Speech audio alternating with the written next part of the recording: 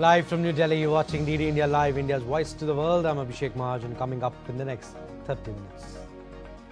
Trump urges oil giants to invest in Venezuela's vast reserves, meets energy major CEOs at White House, vows full security guarantees.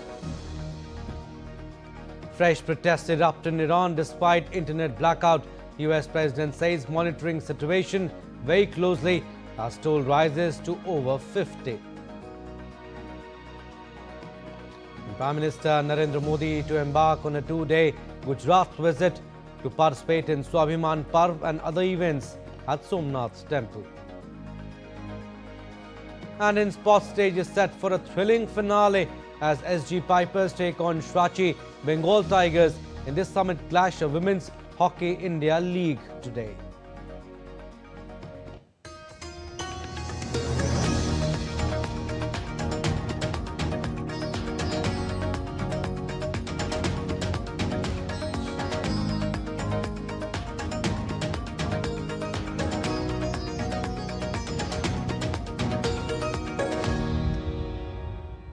First, we have updates from US President Donald Trump's meeting with top oil company CEOs at White House, where he urged energy firms to invest billions of dollars into tapping the Venezuela's vast oil reserves. Donald Trump also said the oil companies would have security guarantees to operate in Venezuela while declaring Caracas open for business.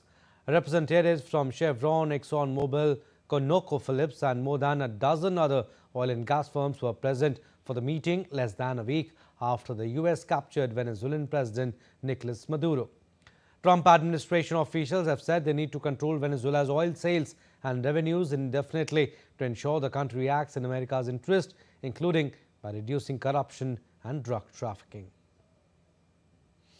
One thing I will tell them, and I will tell you, that we are open for business. China can buy all the oil they want from us there or in the United States. Russia can get all the oil they need from us, and they do like oil, even though they produce a lot of it. But China, Russia, and everybody else is able to go, and we'll be open for business almost immediately. Meanwhile, a joint operation was carried out by US and Venezuela to return the oil tanker Minerva to Venezuelan waters. The statement from the South American nation's oil ministry and state-run oil firm PDVSA said the ship had taken off without payment or authorization by Venezuelan authorities. A US president called the capture and removal of Venezuelan President Nicolas Maduro from power a miracle and said South Americans are going to be happy about it. Everyone's going to be happy in South America, everybody. What we've done is, some people would say it's a miracle, actually, what we've done. And Venezuela's happy. I think they're all going to be happy. Thank you very much, everybody. Venezuela's interim president, Delcy Rodriguez, announced on Friday that her government was exploring diplomatic channels with the United States to re-establish embassies in both countries following the US capture of President Nicolas Maduro. Take a listen. Quiero referirme. I want to address our Foreign Minister Yovan Gill's statement where he informed the country and the international community that the Venezuelan government and the United States government are exploring channels to open embassies with what objective? To retaliate the complaint against the aggression our people suffered? Because our women, our men, our girls, our boys, we are deeply impacted by an aggression of this nature. We are going to meet face-to-face in diplomacy and will go with our Bolivarian diplomacy of peace to defend Venezuela's peace, Venezuela's stability, the future, to defend our independence and to defend our sacred and inalienable sovereignty. The Venezuelan government statement came as US State Department officials traveled to Caracas for technical and logistical assessments regarding a potential phased resumption of embassy operations. US President Donald Trump said earlier on Friday that Venezuela's release of political prisoners was a sign of seeking peace and that he had cancelled a planned second wave of attacks. Talking to media in White House, Trump said he's planning to meet various representatives of Venezuela soon. All right, updates from West Asia now. Fresh protests erupted in Iran despite nationwide blackout. Iranians took to the streets in new protest Friday to pressed the biggest movement against the government in more than 3 years. In Tehran's Sadatabad, the straight people banged pots and chanted anti-government slogans. The internet blackout has sharply reduced the amount of information flowing out of Iran, and phone calls to the country were not getting through. At least 17 flights between Dubai and Iran were cancelled. These protests followed joint demonstrations on Thursday that were the biggest in Iran since 2022-23 protest movement. Meanwhile, in his first comments on the escalating protests since January 3rd, country's Supreme Leader Ayatollah Ali Khamenei on Friday called the demonstrators vandals and saboteurs. Khamenei, in a speech broadcast on state TV, vowed not to back down, accusing demonstrators of acting on behalf of opposition groups abroad and United States. The Islamic Revolutionary Guard Corps also issued a statement on Friday saying it would not tolerate the continuation of the current situation in the country. Meanwhile, US President Donald Trump issued a fresh warning to Iran's leaders on Friday. Talking to media at the White House, Trump said the situation in Iran is being monitored very closely and hoped for the protesters in the country to be safe. He warned that if protesters were killed, the US would get involved and would hit the country where it hurts. We're watching the situation very carefully. I've made the statement very strongly that if they start killing people like they have in the past, we will get involved. We'll be hitting them very hard where it hurts. And that doesn't mean boots on the ground, but it means hitting them very, very hard where it hurts. World leaders on Saturday condemned the killing and arrest of protesters in Iran. In a joint statement, the foreign ministers of Australia, Canada and the European Union lauded the bravery displayed by the citizens of Iran and condemned the reported crackdown by the regime. The nations called on the Iranian government to end the use of aggressive force against the protesters and preserve their right to freedom of expression. Leaders of France, Britain and Germany also issued a joint statement on Friday condemning the killing of protesters and urged the Iranian authorities to refrain from violence. Expressing concern on the situation in Iran, UN spokesperson Stefan Dujarric said the United Nations was very disturbed by the loss of life in Iran protest. We're continuing to follow the situation extremely closely, very disturbed by the loss of life that we've seen. As in my answer to Deji, people anywhere in the world have a right to demonstrate peacefully, and governments have a responsibility to protect that right and to ensure that that right is respected. Shifting focus now, tensions around the Ukraine conflict intensified further as the United Nations Security Council called an emergency meeting after fresh Russian strikes hit Kiev, causing heating outages during winter. The UN Security Council will meet on Monday to discuss the situation in Ukraine after Russia launched strikes on the capital Kiev, causing heating outages in the middle of winter, according to the body's revised schedule published late Friday. Earlier in an evening address on Friday, Ukrainian President Volodymyr Zelensky said Russia fired a medium-range hypersonic or Reshnik missile late on January 8 at a target in Ukraine's Lviv region close to the border with NATO member Poland. He said the strike was demonstratively close to the European Union and what it could pose risks to countries including Poland, Romania and Hungary. Meanwhile, Britain said it would allocate $270 million to prepare for a possible deployment of troops to Ukraine in the event of a ceasefire. The move follows a declaration of intent agreed by British Prime Minister, French President and Ukrainian President at a meeting of Ukraine's allies. Britain's Defence Minister said the funds would support vehicle upgrades, communications, counter-drone protection and troop readiness. NASA crew members aboard the International Space Station could return to Earth as soon as Wednesday. NASA, in a post on social media, said the space agency and SpaceX are targeting to undock the agency's SpaceX Crew 11 mission from the International Space Station on Wednesday evening, depending on weather conditions. NASA astronauts Zena Cartman and Mike Finke, Japan Aerospace Exploration Agency astronaut Kemiya Yui and Roscosmos cosmonaut Oleg Platonov will splash down off the coast of California on Thursday. NASA on Thursday announced its decision to return the agency's SpaceX Crew 11 mission to Earth from space station earlier than originally planned as teams monitor a medical concern with a crew member currently living and working aboard the orbital laboratory who is stable. The social media platform X, owned by billionaire Elon Musk, has been under fire from officials around the world since last week, when Grok began flooding the site with AI-generated non-consensual images of women and children. With pressure mounting, Musk XAI, which operates Grok and owns X, appeared to be imposing some restrictions on Grok's public image generation. British Technology Minister Liz Kendall said she expected media regulator Ofcom to take action over X in days, not weeks. She noted that the watchdog was empowered to issue hefty fines or even block services from Britain if they failed to comply. Ofcom should use the full powers of the law that Parliament has given it. X needs to get a grip and get this material down, and I would remind them that in the Online Safety Act there are backstop powers to block access to services if they refuse to comply with the law for people in the UK, and if Ofcom decides to use those powers, they would have the full backing of the government. Time now for a very short break, but still to come on this edition of DD India Live.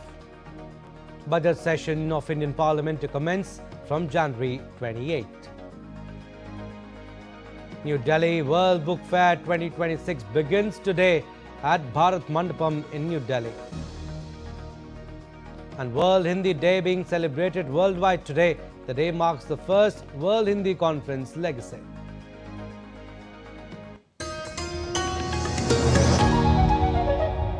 Can the US launch a bombing campaign against Iran? The Philippines vessel suffered structural damage. The saga of child sexual abuse is the United States China's debt trap strategy.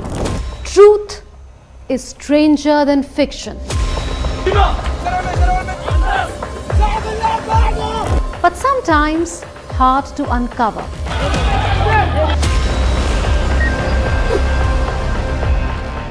Trust us to tell the truth, unadulterated and pure, of every story that matters to you. Exactly what to save your. You read between the lines, cut the clutter, and connect the dots to get you the full picture. Watch Connecting the Dots at these times with me, only on DD India.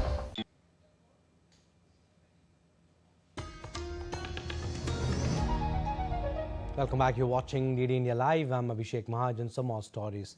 Prime Minister Narendra Modi will attend the Somnath Swabhiman Parv in West Indian state of Gujarat on Saturday. He will participate in Omkar Mantra chanting. Thereafter, he will view drone show at Somnath Temple. DD India's Siddharth Bharadwaj reports.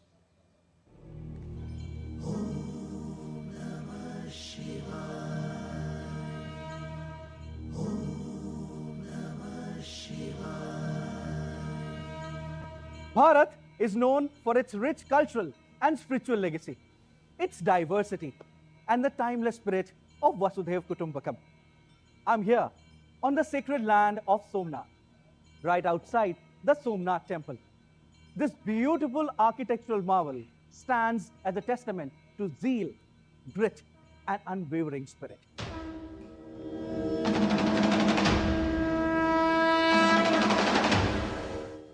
These walls tell thousands of stories of sacrifice, indomitable spirit, and the unbeatable courage.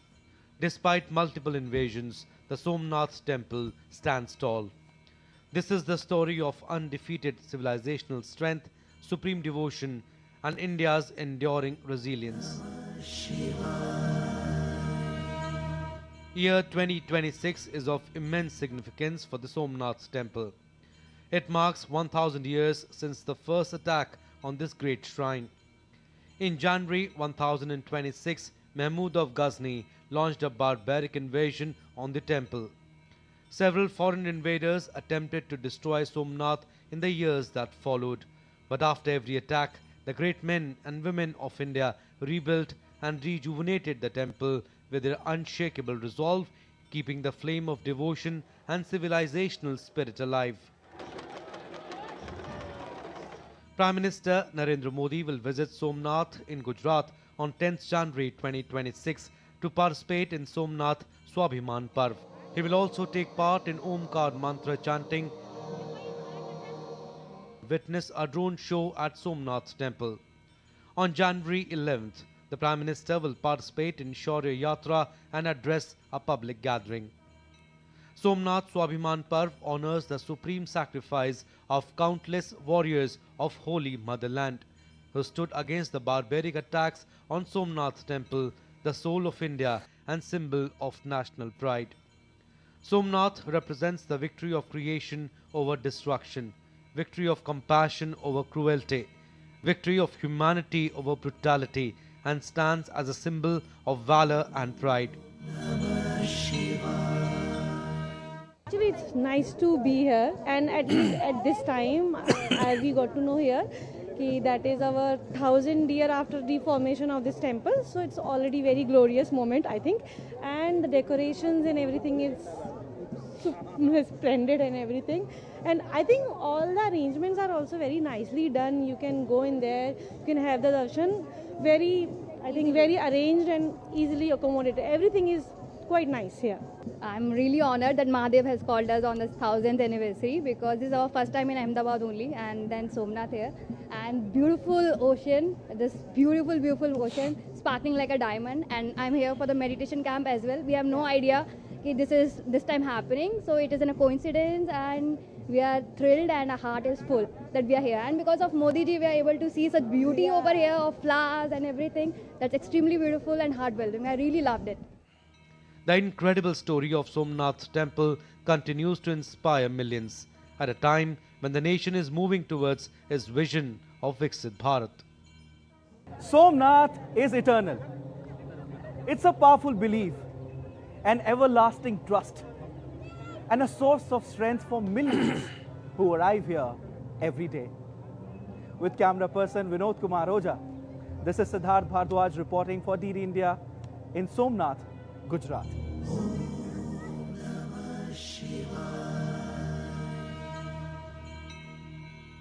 Shifting focus now, the budget session of Indian Parliament will commence from 28th of January and will continue till 2nd of April 2026. In a social media post, India's Parliamentary Affairs Minister Kiran Rijiju announced that President Draupadi Murmu has approved summoning the Parliament for the budget session, which as per the norm will be held in 2 phases. The first phase of the budget session will conclude on 13th of February, after which Parliament will adjourn for a recess. The second phase will begin on March 9 and continues till April 2nd.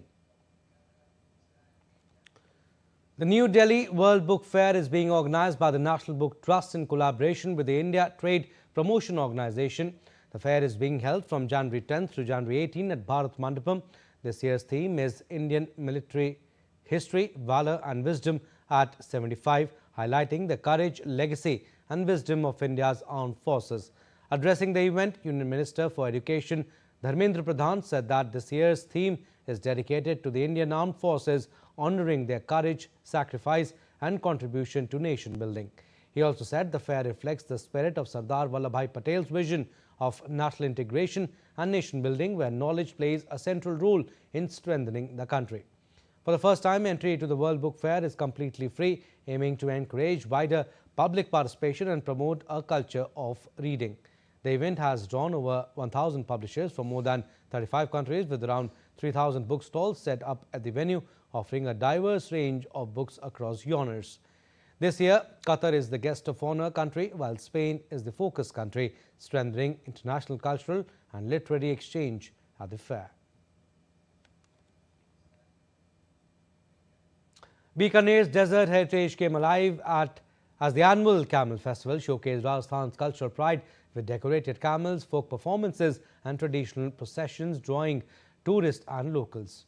Held in the historic city of Bikaner, the Camel Festival event featured beautiful performances accompanied by folk music and Rajasthani folk dance.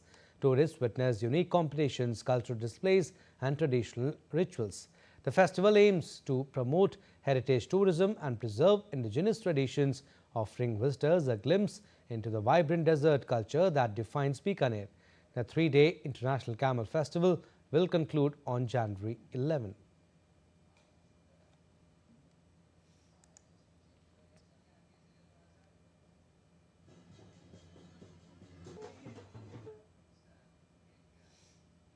The past decade under the leadership of Prime Minister Narendra Modi has been described as a golden period for the renaissance of Indian languages and culture.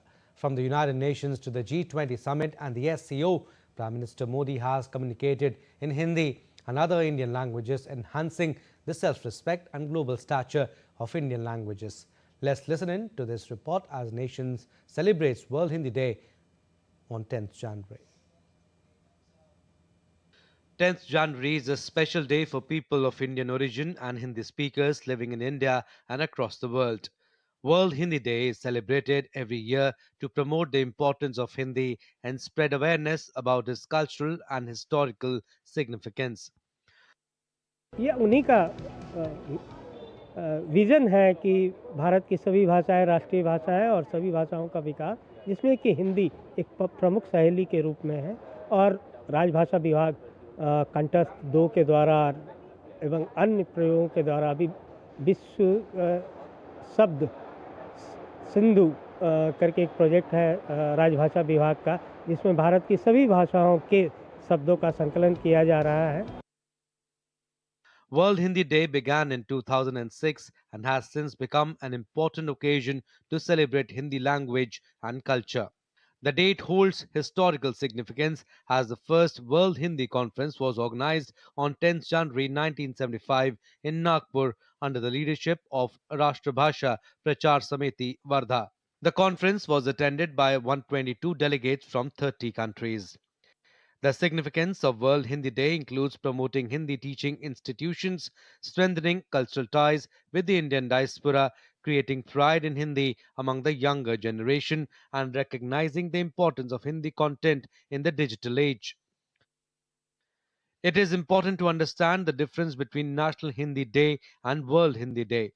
National Hindi Day is celebrated on 14th September to commemorate the adoption of Hindi as the official language of India. World Hindi Day, observed on 10th January, focus on promoting the global identity and acceptance of Hindi. Hindi भाषा विश्व के अत्यधिक लोग बोलने वाले एक भाषा है और ये प्राचीन भाषा भी है, समृद्ध साहित्य है और सभी भारतीयों का भावात्मक एकता के लिए हिंदी भाषा बहुत योगदान करती है. Since the formation of the Modi government in 2014, the use of Hindi in official government work has been continuously encouraged. In 2024, the Indian Languages Division was established to ensure seamless translation among Indian languages. 2047 विकसित भारत के लक्ष्य में भारतीय भाषाओं के महत्व और बढ़े, महत्व है ही और बढ़े, उसके लिए भारतीय भाषा समिति हमने गठन किया है. आज भारत में 5वीं कक्षा तक मातृभाषा में पढ़ाने के लिए पहल किया जा रहा है. भारतीय भाषा में इंजीनियरिंग कोर्सेस भी बनी है. The objective is to ensure that Hindi and other Indian languages are not limited to communication alone, but become an integral part of technology, science, education, justice, and administration. The government continues to take steps to increase the recognition and usage of Hindi at the United Nations and other international platforms. Bureau Report, DD India. Sports updates now. The stage is set for a thrilling finale as SG Pipers take on Ranchi Bengal Tigers in Women's Hockey India League final in Ranchi on Saturday. SG Pipers, who finished at the bottom of the points table in the previous edition, turned their fortunes around in grand fashion. After 2 weeks of high-octane action, SG Pipers, led by captain Navneet Kaur, topped the table with 11 points and boast one of the best defences. Ranchi Bengal Tigers, guided by Vandana Kataria, rely heavily on Augustina Gorzellani, who has netted 5 of their 7 goals. Bengal Tigers sealed the second spot with 2 wins in regular time and 2 wins in shootouts, registering 10 points and edging out Ranchi Royals, who finished third with 9 points. With both sides evenly matched, fans can expect a gripping contest to decide the crown. And from identifying grassroots talent to shaping future champions, the Khelo India platform continues to transform India's sporting landscape. Athletes like Mitali Thakur are living examples of how this initiative is helping dreams take flight. From struggle to success, Mithali Thakur's journey reflects the true spirit of Khelo India in nurturing talent, providing opportunity and inspiring a new generation of Indian athletes. Here's more.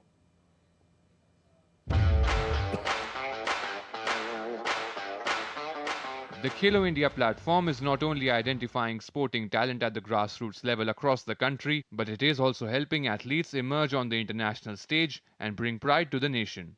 One such athlete is Mithali Thakur, who found a new identity through Khelo India. Competing at the Khelo India Beach Games being held in Diu, Mithali won the bronze medal in Penchak Silat. She believes that Khelo India has played a crucial role in shaping the lives of thousands of athletes like her. मेरी mummy है और मेरी 3 बहनें हैं, तो वो लोग तब से मुझे सपोर्ट करने लगे। जो ये खेलो इंडिया वाला स्कीम है इनका, कि इससे क्या हो रहा है ना कि जो ज़मीनी स्तर के बच्चे हैं ना, जो बिल्कुल एकदम ग्राउंड लेवल के बच्चे हैं, वो लोग बाहर निकल के आ रहे हैं।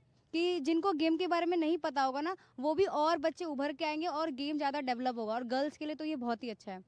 Mithali's journey has been full of challenges as she lost her father at a very young age.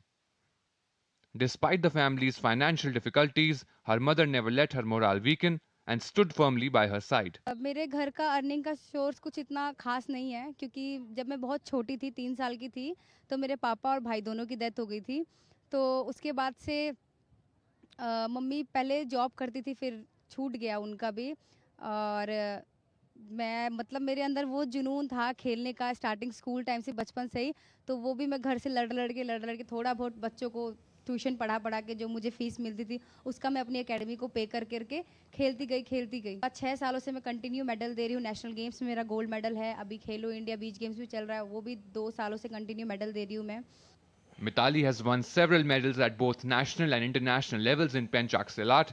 Her dream is now to win a medal for India on the biggest international platforms and make the country proud. Sushil Kumar's report for DD India. And that's all for this edition of DD India Live. We'll be back with more news as it breaks here on DD India. I'm Abhishek Mahajan. From all of us here in Delhi, thanks for watching DD India Live.